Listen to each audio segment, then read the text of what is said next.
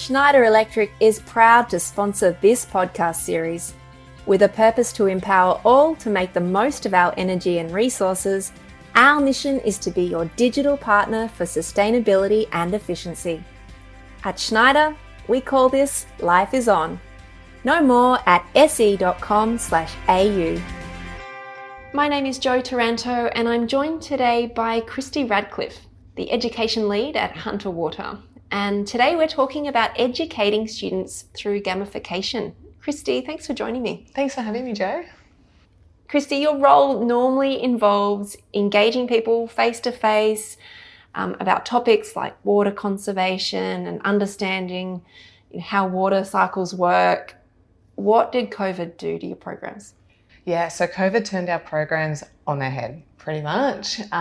So it was good in a way because it gave us some freedom to explore new things that we could be doing. But the main way we had to pivot was to move things online and expand our digital programs. And that was really well received by schools, and everything was made available free on our website. So it was really easy for teachers to access that and include it in their programs and still have access to our content, even then when we couldn't be face-to-face and in the classroom like we normally would be. So this problem that you've been addressing with your new app is long showers. How much of a problem is long showers in the Hunter? Yeah, a huge problem. So when this program first started back in early 2019, we did some surveys from our customer base and our community, and we found out that about 28% of residential water use was in the bathroom. And when we asked people specifically about their showering habits, we found that most people were having showers longer than 6 minutes. But in certain demographics, particularly women under the age of 40 and teenagers, 6 minutes was considered a short shower, and they were usually closer to sort of 10 to 15 minutes in those two groups. So when you're looking at sort of 9 to 10 litres per minute for a 15-minute shower, that's a huge amount of water being wasted.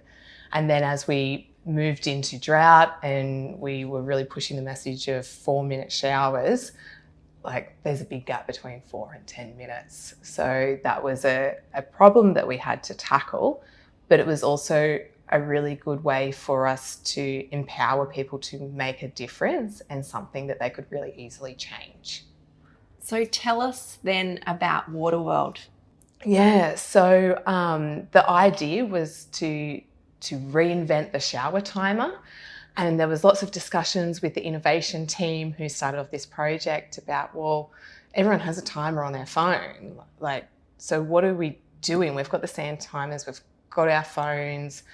Why are we reinventing the wheel? And so then the conversation moved from, well, how do we just measure showers to how do we use that timer to really change behaviour? And that's when gamification came in. So most people would probably be using gamification every day and possibly not even realising it. So if you have a Fitbit or a Garmin watch and it has the apps to, increase your amount of steps or monitor your heart rate or monitor the amount of sleep that you get, right? That's gamification of healthy lifestyle. My kids have gamification in the classroom with Class Dojo so that they get rewards for good behaviour or great answers or great learning. And there's even one from the federal government to help you quit smoking now. So it's just using those digital tools to reinforce good habits and to turn those changes into a habit that sticks. So we thought, well, why not apply those principles to create good habits in the shower?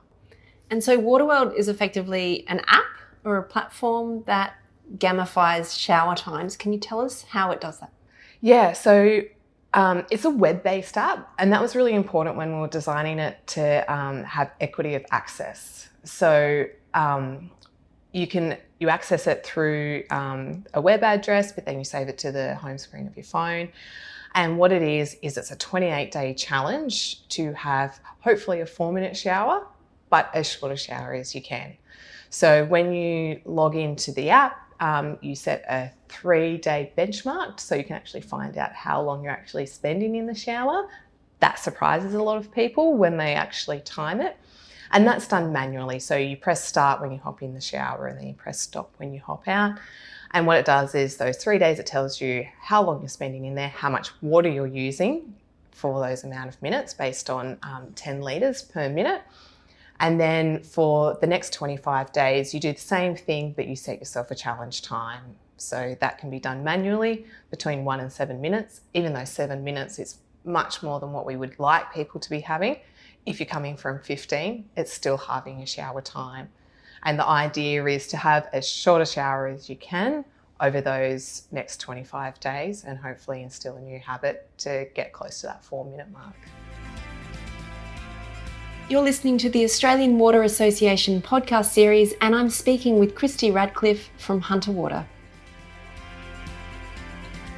Now, you've mentioned that you work with schools, and young people are some of the maybe culprits of having longer showers. How did you identify your target audience? Yeah, so we worked with a local software development company in Newcastle, and they did a fair bit of market research before we started going into the development phase to identify who we would target. And that's where we got a lot of that data from for who were the main culprits, as you say.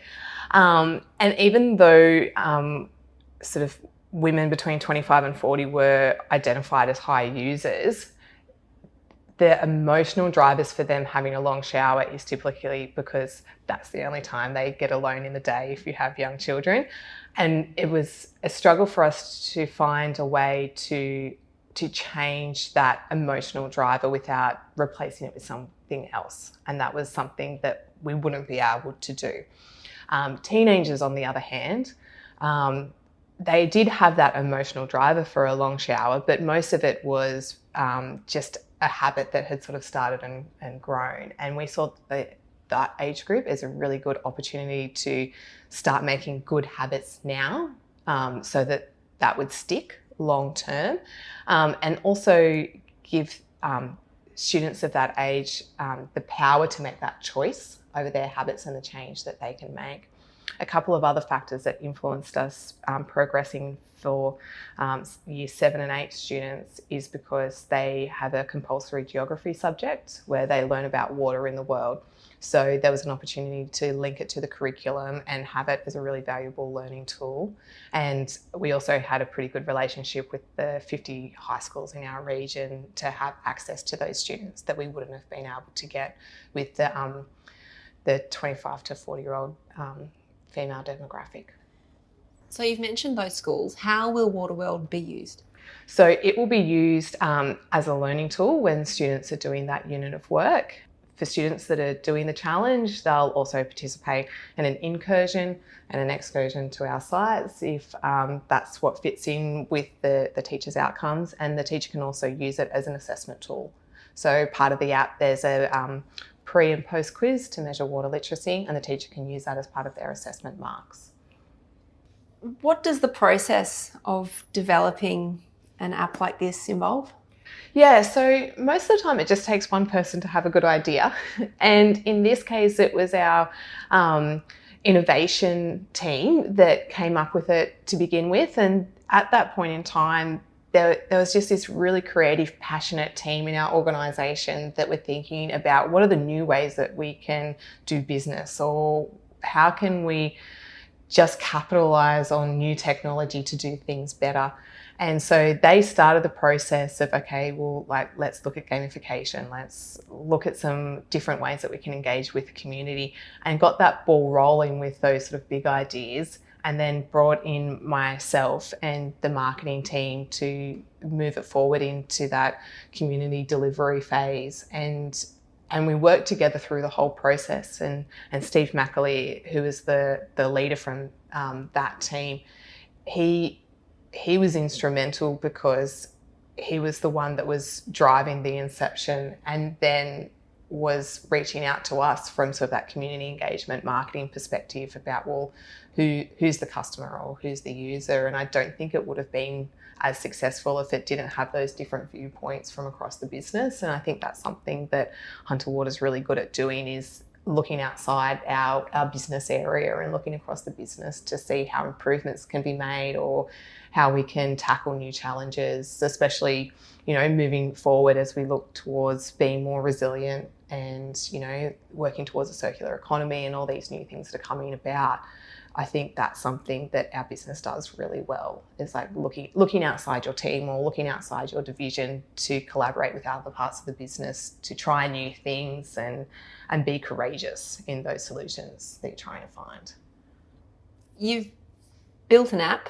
What kind of considerations are there when you're doing that? Yeah, a lot more than what I realised before starting this journey.